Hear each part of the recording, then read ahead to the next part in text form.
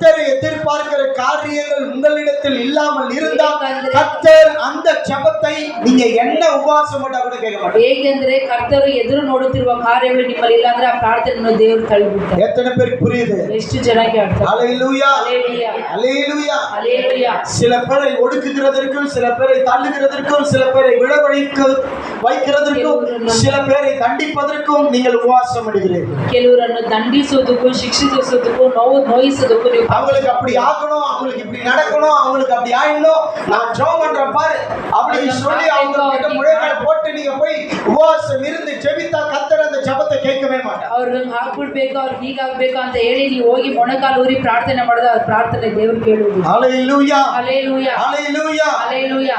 கர்த்தர் நீங்க உபவாசம் போட்டா கூட ஆண்டவர் கேட்க மாட்டார். ನೀವು ಉಪವಾಸ ಹಾಕಿದ್ರು ದೇವರ ಆ நீங்க ಪ್ರಾರ್ಥನೆ உபவாசம் பண்ணி ஜெபம் பண்ணா கூட கேட்க மாட்டார். ನೀವು ಉಪವಾಸ ಹಾಕಿ ಪ್ರಾರ್ಥನೆ ಮಾಡಿದ್ರು ದೇವರ ಆ ಪ್ರಾರ್ಥನೆಯನ್ನು ಕೇಳುವುದಿಲ್ಲ. ஆமென் ಆಮೆನ್ ஆமென்.